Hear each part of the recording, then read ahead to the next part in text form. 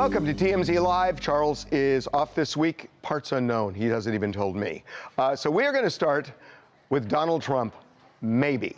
So on Friday, there was a guy who called up C-SPAN by the name of John Barron. And John Barron had some things to say about something that had happened earlier that day about the Supreme Court saying that Donald Trump's tariff move was illegal. And Donald Trump is pissed off, very clearly pissed off. So here is what this person, John Barron, said. And I will tell you, you should listen closely because there are a lot of people who think this is Donald Trump faintly disguising his voice. John in Virginia, Republican. Let's hear from you. Well, this is John Barron, and this is the worst decision you ever have in your life, practically.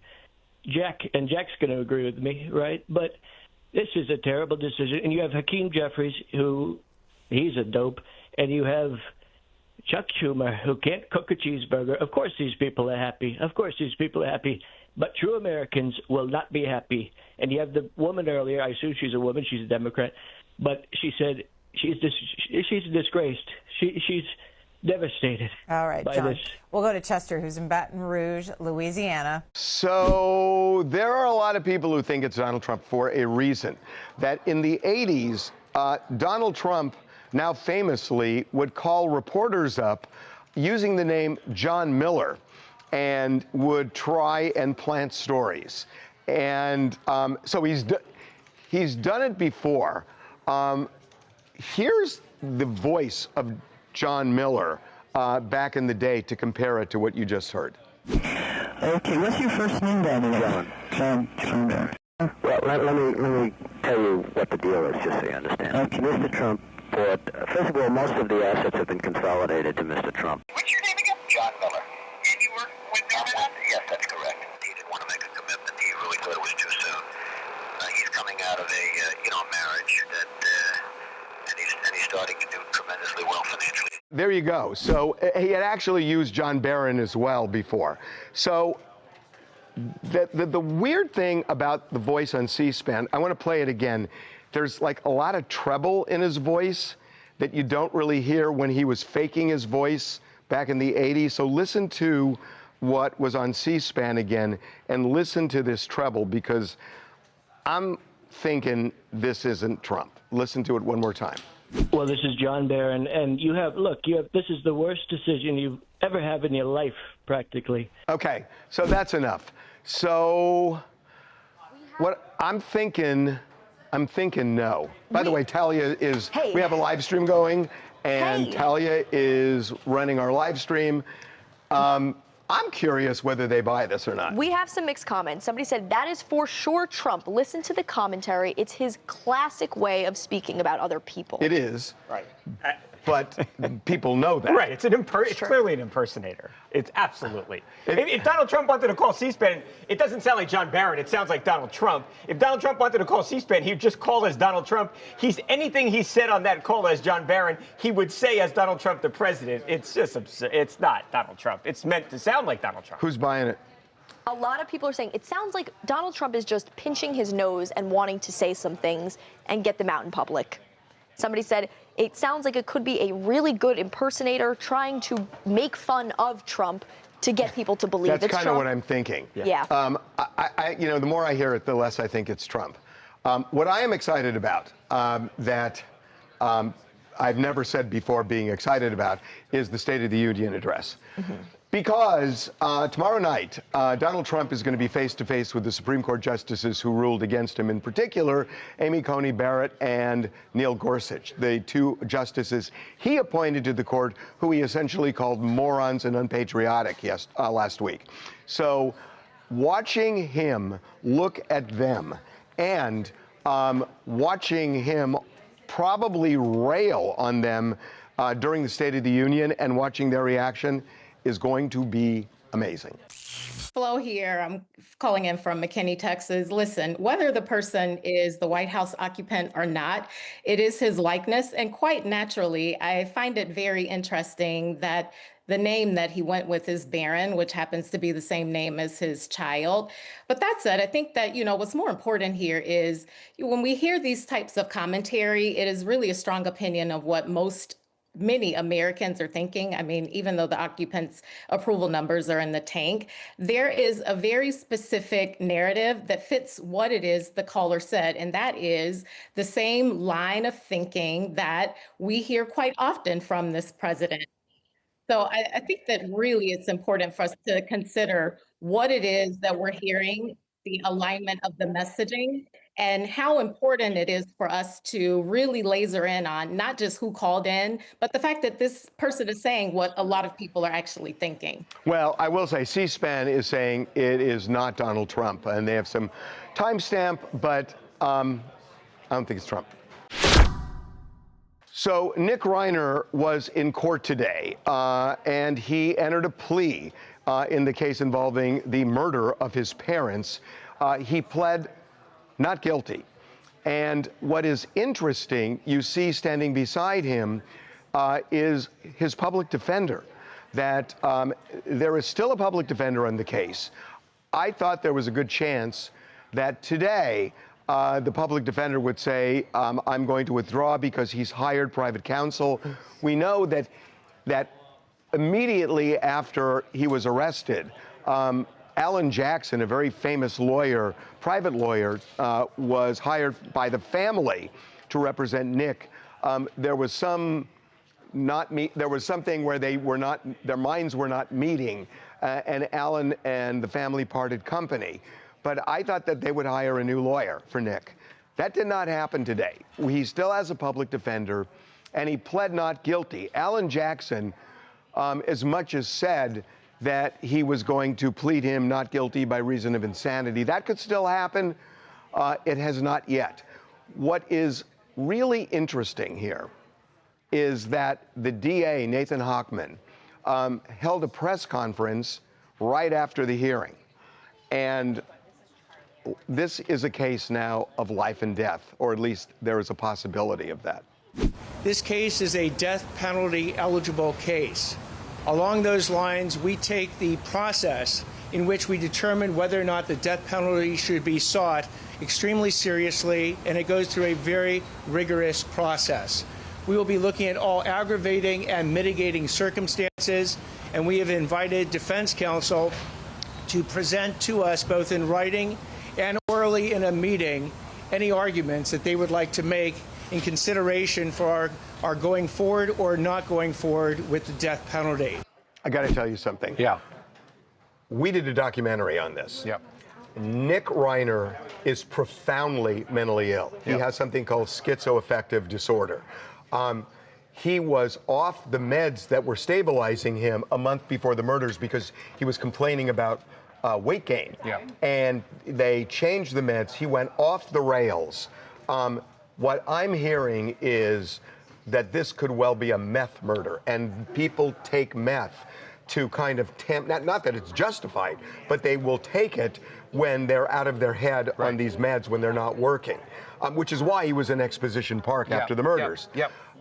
I just find it odd that the DA of LA County would hold a news conference given that backdrop and talk about the death penalty. I mean, on the one hand, he was elected specifically because he took a tough on crime approach compared to his predecessor. But why are we gleefully going after this guy? I mean, it's one thing if you don't think that people should be able to plead for insanity pleas, fine, come out and say that. But if you think the not guilty by reason of insanity is a valid defense, I don't think there's a clearer case than this one is, right? I mean, I'm not even saying he should come out and say we're not going to ask for the death penalty.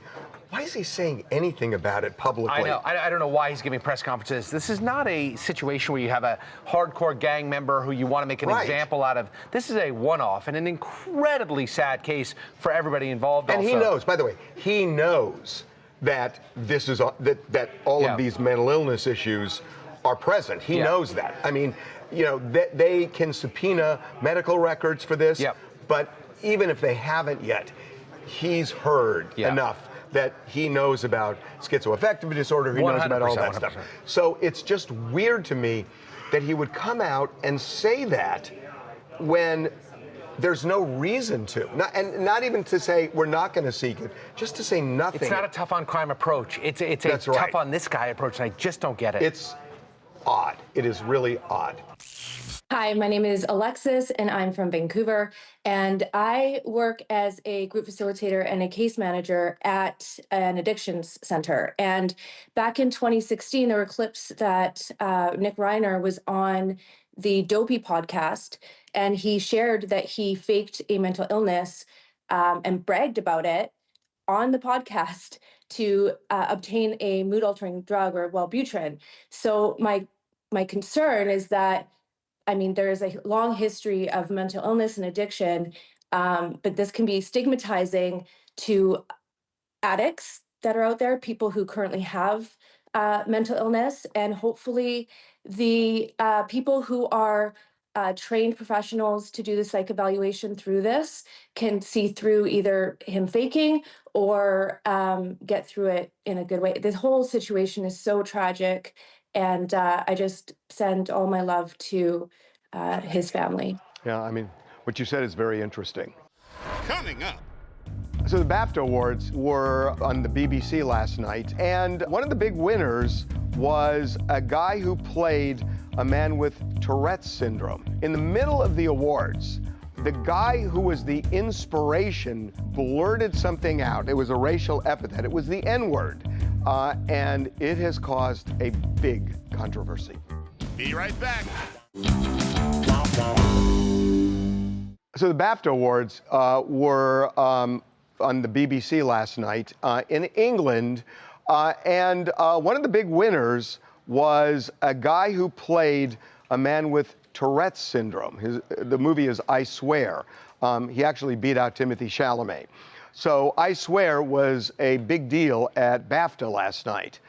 In the middle of the awards, the guy who was the inspiration for that main character in I Swear, John Davidson, was in the audience as Michael B. Jordan and Delroy Lindo were presenting the award. And the man blurted something out. It was a racial epithet. It was the N-word. And it has caused a big controversy. Delroy and I are delighted to be presenting the first BAFTA of the night for a vital part of movie making.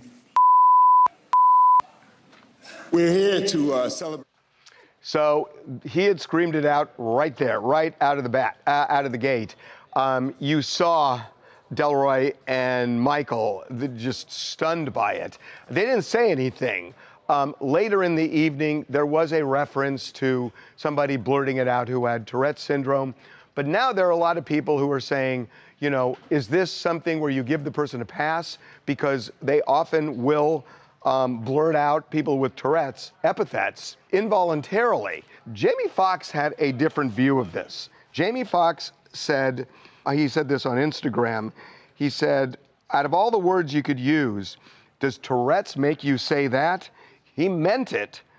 It was unacceptable. So there are a lot of people who think this is just racism that just comes naturally out. But don't you think that's a lot of people that don't have knowledge of, it's a disorder, Harvey. And this guy, he has obviously this disorder. He apparently, the BAFTAs released a statement that after he said it, he actually removed himself from the ceremony and watched on a screen somewhere else. He had also blurted things out to other people in the... Correct.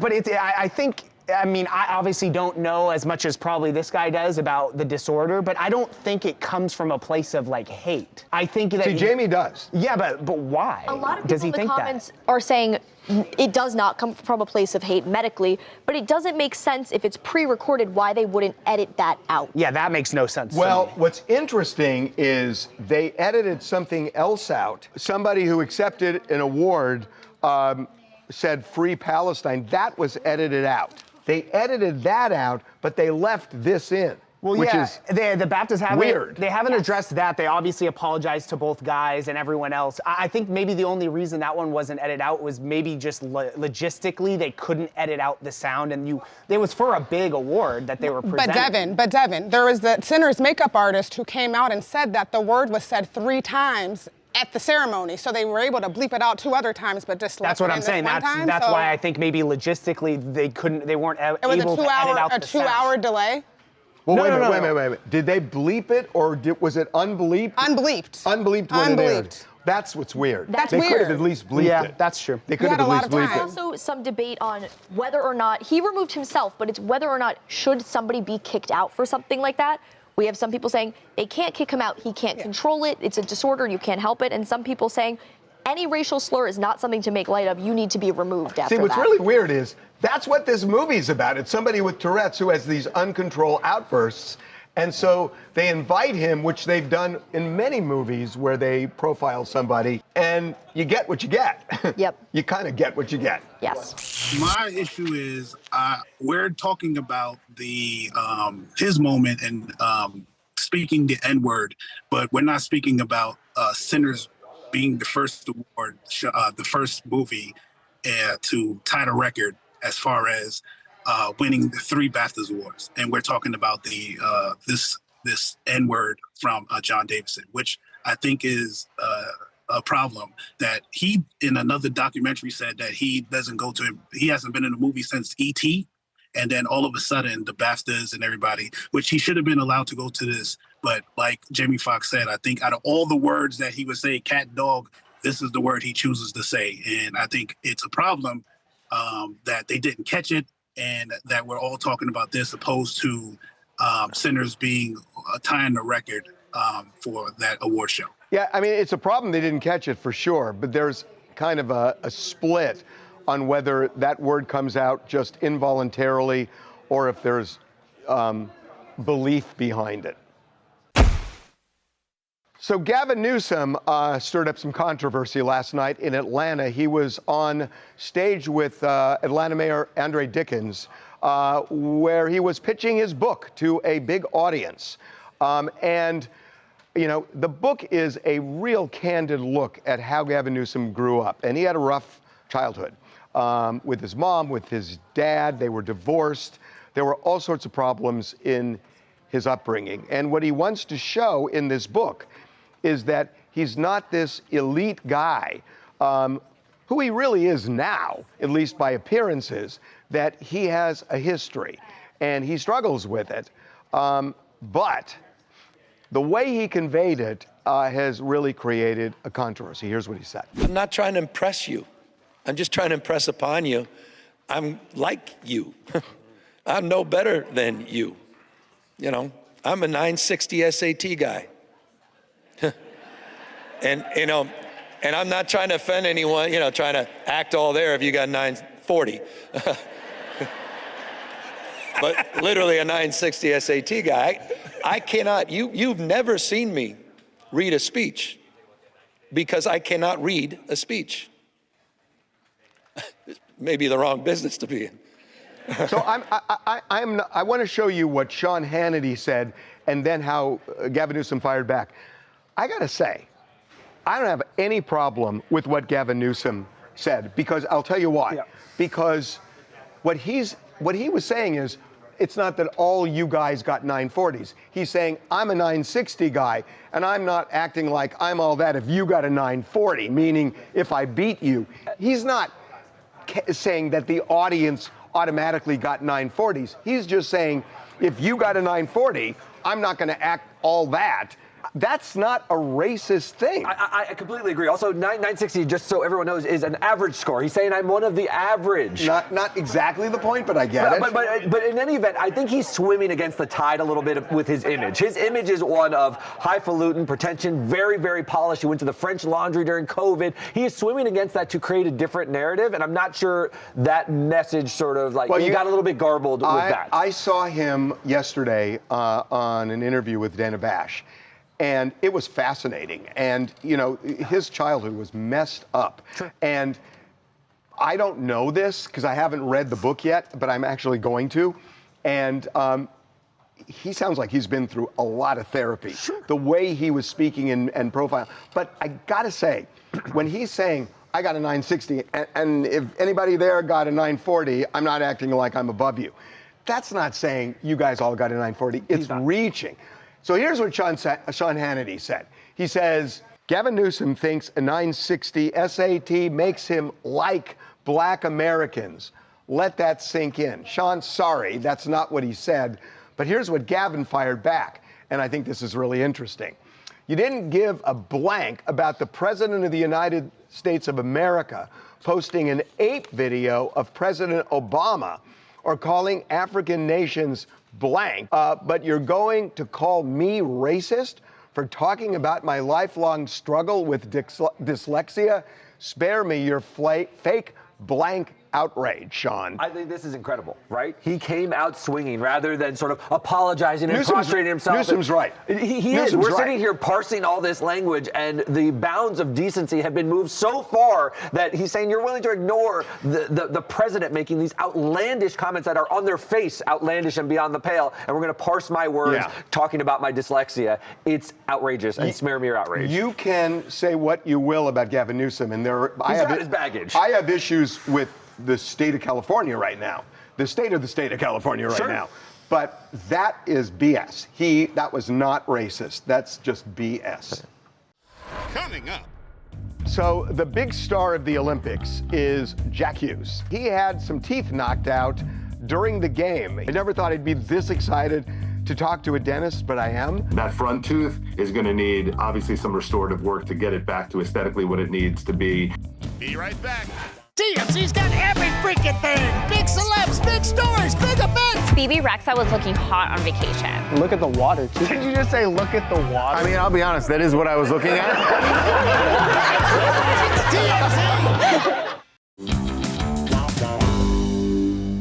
So the big star of the Olympics is Jack Hughes, at least one of the stars. Jack Hughes is the guy who scored the game-winning goal for Team USA, bringing home the gold, but he was kind of the worse for wear. If you go back to that picture, he had some teeth knocked out during the game. He is still happy, still celebrating. In fact, as we speak right now, Team USA just landed in Miami, where we're going to take a wild guess and assume they're going to be partying. But at a point, he's going to have to deal with his teeth.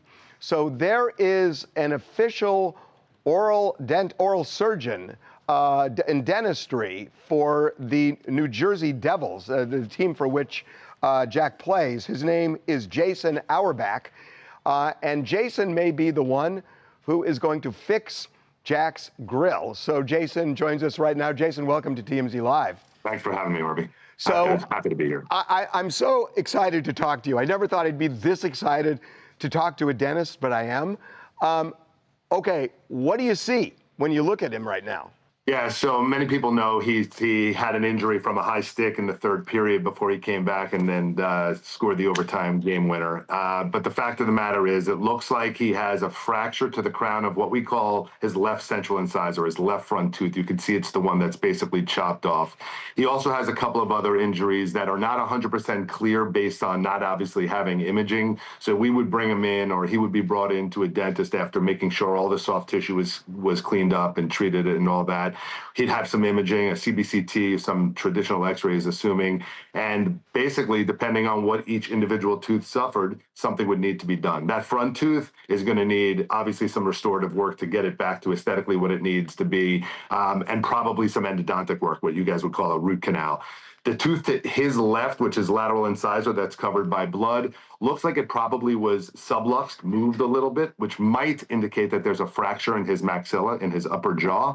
And then, of course, he's got some dental injuries on the lower. Obviously, he needs to be evaluated both radiographically and clinically, but some work's going to need to be done for sure. Okay, so this, at first I thought this was going to be, bonding or replacing a tooth or something like that. This sounds like it's more severe than just that. Yeah, I mean, so some of it may very well be able to be taken care of by bonding or some sort of aesthetic or cosmetic dentistry, veneer, crown, something restorative. But there's an endodontic roll here too, meaning a root canal. The tooth that was kind of sheared off in the front that everybody's kind of paying attention to is very, very likely to be non-vital at this point and going to require endodontic treatment, a root canal. And then once the root canal is done, it's going to have to be rebuilt. Highly unlikely it needs to come out because usually when the tooth is injured like that, the root itself is intact because the force is taken by the crown of the tooth. So likely he'll keep that tooth and they'll just rebuild it. So how long does it take before he can sit in your chair to have this all restored? Can they do it immediately? Do they have to wait for swelling to go down? What? So swelling will peak at 48 hours. So assuming tomorrow morning his swelling will be peaking, there'll be some sort of temporary solution there. So when he visits the White House or does whatever he has to do, he'll have a tooth there. Not that he seems to care. But the fact is that there'll be something temporary in the interim. And then ultimately, it'll take probably a few weeks for it to be totally restored. No offense to you, but if he goes to the White House, it'd be better if he goes before he sits in your chair. That would be pretty awesome. Fair statement. How long does it take to restore all this? It depends on what needs to be done. If there's surgical intervention required where teeth need to be splinted or even removed and bone be grafted, which of course I can't know without seeing x-rays or him, it could take weeks, if not months. But based on what I'm seeing initially and what I think the situation will be, I think it's really just going to be a very short period of time till he's back to what he needs to be doing. So you treat players for the Devils, right? You not just Jack, but all of them. Well, we are the official oral surgeon, so if something rises to the level of requiring oral maxillofacial surgery, we will treat those patients, players, personnel, whoever. What is their attitude like? It's sort of like, well, yeah, it kind of goes with the territory. Are they nervous, anxious, or are they just whatever? This is par for the course. We'll tell you, I don't want to be offensive to anybody, but of all the athletes we treat, hockey players are the most amazing humans to deal with. They're generally very, very resilient. They're very respectful of what we need to do. They understand, and I mean, they're humans, so they have trepidation, they have fear, they have anxiety, and all that. But when we're treating them, we're making their lives better. We're helping them, and by and large, they're very appreciative of what we're doing for them. You do realize that if you scare them a lot, it may prevent fights on the ice. You know what? I never thought about that role. I'll consider playing that role going forward, or maybe not. I'm serious. I mean, if you act like Steve Martin in Little Shop of Horrors, right, they may not fight anymore in the ice. That's true. That's true. Maybe I could change the game for the better. Okay, so safe to say, probably not this week he's going to get this restored. I would assume it would take a few days. Yeah, he won't. He will not be completely restored by the end of the week. It will take a couple of days to triage the situation, to get him to who he needs to be seen. And then there probably will be a bunch of different specialists playing roles, or there likely will be a bunch of different specialists playing roles based on what we find out from diagnosis and like I said, imaging and exams. And finally, will you take a selfie with him when he comes into the office? If he comes into the office and he lets me and he brings the gold, I'll absolutely take that selfie. And that would be before you do the work? Before and after. We like before and after. It's always good. Okay, hey, it's great having you on. Really appreciate it. We're going to follow the journey. Thank you so much, Harvey. Really appreciate it. Coming up.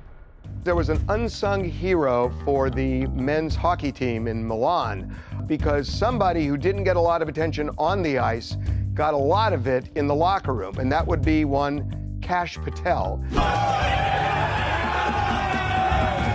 Be right back.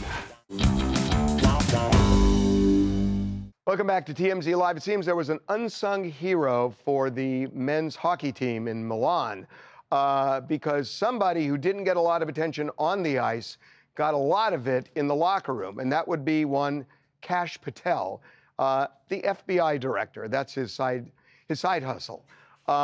So I just want to show you this if you haven't seen it. So this is Kash Patel celebrating with members of the men's hockey team.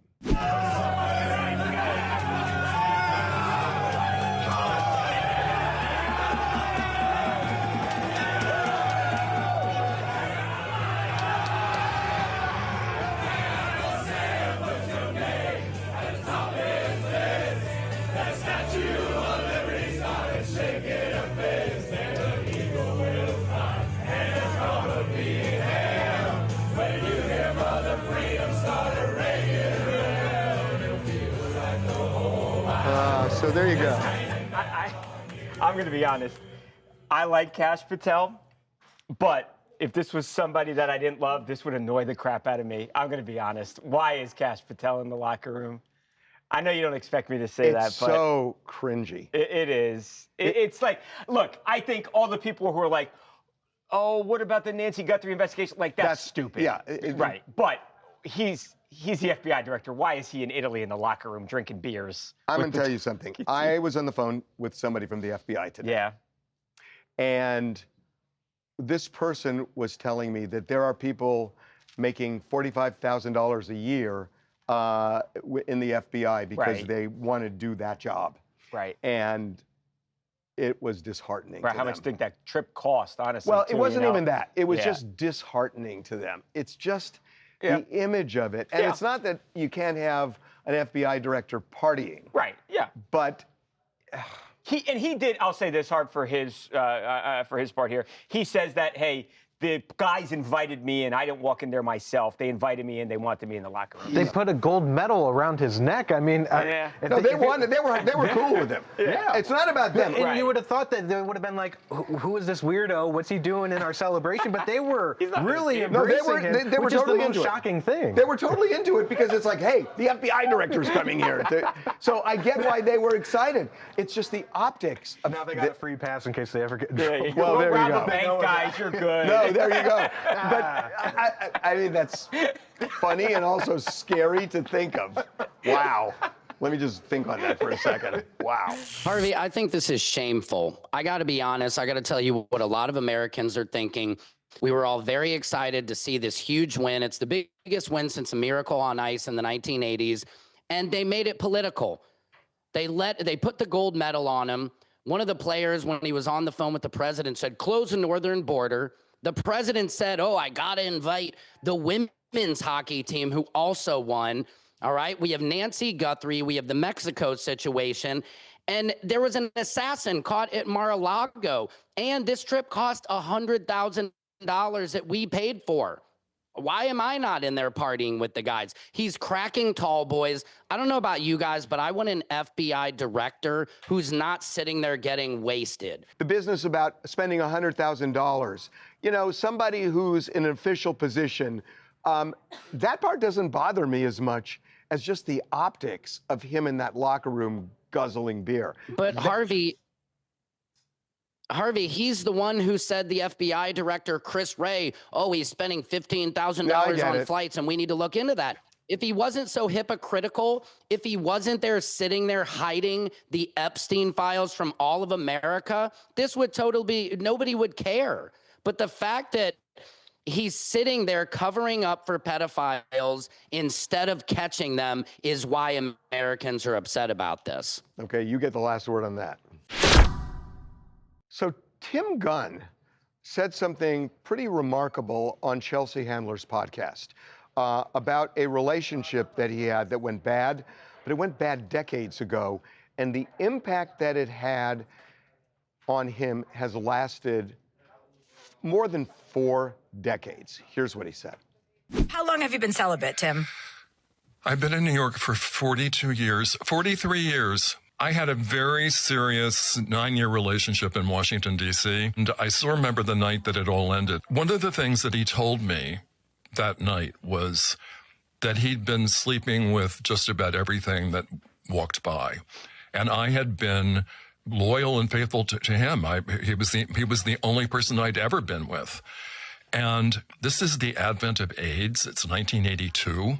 Wow. And I thought, so the self-pity then turned to completely unbridled anger because I thought he may have given me a death sentence. Mm-hmm. Of course. And I was tested every 6 months for 10 years for HIV. And thankfully, I had a clean slate. Yeah, thank God.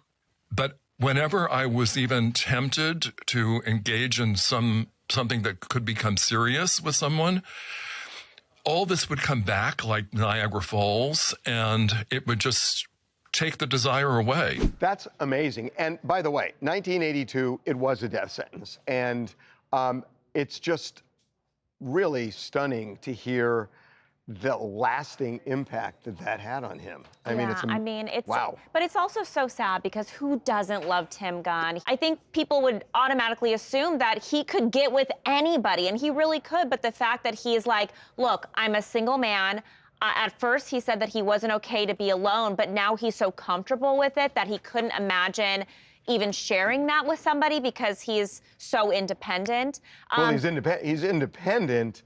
Really not by choice. He said this is so traumatic for him. Yeah. And it's traumatic for him, not because that somebody was unfaithful, but because of the consequences back in 1982, which it absolutely was a death sentence. There was nothing to do other than, wait.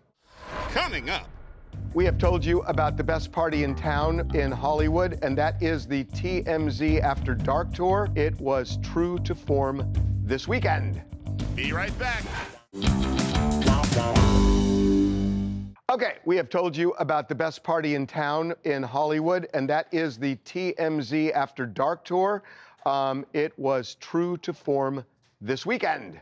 We had the Cannon brothers take over, which are quite literally Nick Cannon's three brothers, very similar to the Jonas brothers, Gabriel, Caleb, and Ruben.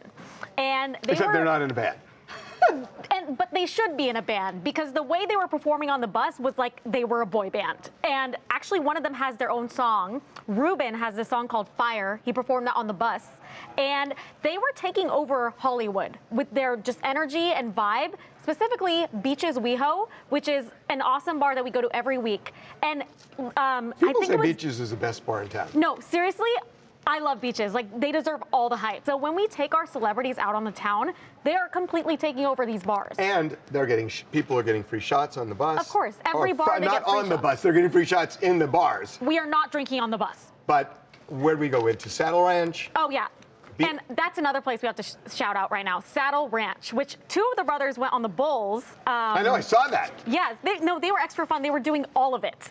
It was Ruben and Gabriel. They rode the next bull. night. And then we have Yo-Yo Whittaker. So that's Ice Cube's protege. She learned the ropes from Ice Cube, and she is a very well-respected rapper. And the performances that she gave us on the bus, I love the Cannon brothers, but this was like Grammy award-winning performances. Like if you just watch a clip of her singing on the bus, you'll be like, oh wow. Like it all goes back to these tickets are so affordable for what you're getting. Yep. And then she also gave everyone coasters. Wow. Free parting gifts. Yeah, exactly. It was an amazing weekend. Okay, every weekend we put polls up on the website to see how you feel about things that happened last week. We did it this weekend. Here are the results. Trump releasing alien UFO files. He'll give us the truth or he's deflecting. And they're going to say deflecting because, yes, they are. And there's history here. Shia LaBeouf's arrest. Mardi Gras shenanigans or he needs help. No doubt they're going to say he needs help. And they did. Next one. Former Prince Andrew's arrest. He'll stand trial or they will never prosecute him. I think they're going to say he's going to stand trial. Wow. People do not think this case is going anywhere. Next. Who's the real narcissist, Zach Bryan or Brianna Chicken Fry? I think they're going to say Zach Bryan. Huh, I was right. Coming up. We are now heading toward week 4 in the Nancy Guthrie kidnapping, and sorry to say, I have spoken with law enforcement officials today. If we get toward the end of the week and they still haven't cracked this case, it's going cold. Be right back.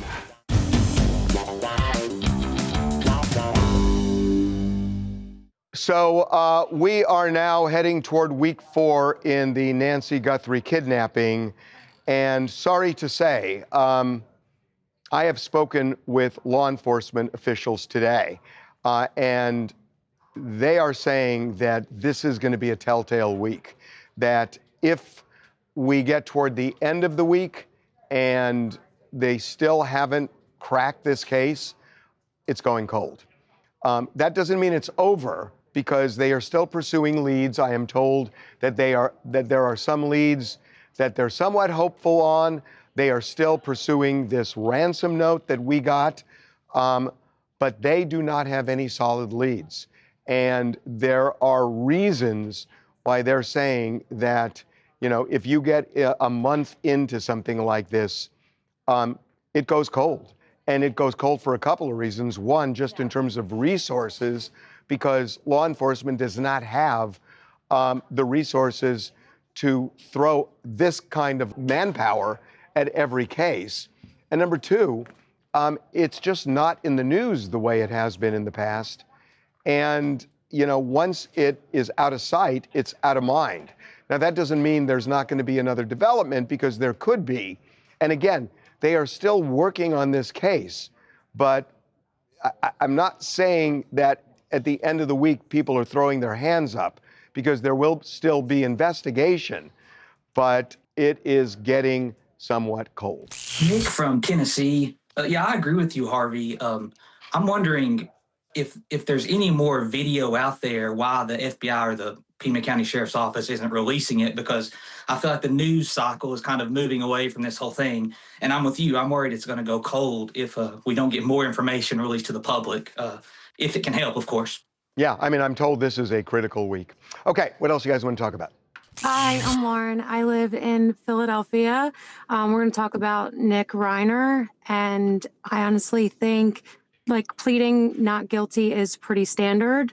And, you know, special circumstances, it jumps to the highest tier automatically. So, you know, life without parole is definitely a strong possibility. And prosecutors believe that they have enough evidence. So we just have to wait and see what happens. I'm going to be stunned if this plea isn't changed to not guilty by reason of insanity. I think that's going to happen. One more. Hey, I'm Amaya from Virginia, and I think that it was inappropriate for John Davidson to have left the BAFTAs without issuing a public apology to Delroy Lindo and even Michael B. Jordan for his statement. I think that the handling of the entire situation was entirely inappropriate, and I think an apology to the African American community also would have been useful. Do you think the words were intentional? No, I think he has Tourette syndrome. So, I mean, I'm understanding of his condition, but I think an apology is still owed when you say a slur. I get it. I get it. Coming up. Sorry, Nick Cannon, you get the consolation prize because NBA YoungBoy has 13 kids. What makes it really unbelievable is he is 26 years old. Be right back.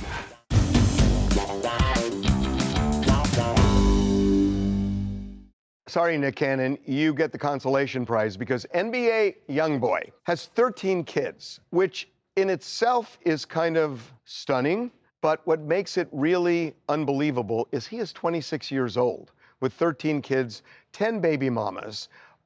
Most recently, just had a kid with his wife. It's his third kid with her. And he gave her a push present. Take a look at this enormous ring as a push present. So we had a big debate in the newsroom today, and I will say I was among those who said, this is just so ridiculous. That somebody having 13 kids when they're 26 years old, it's not that you can't, it's like you may be able to pay for them, but how do you become a father when you have 10 baby mamas? It just seems impossible. To each his own, but not down with it.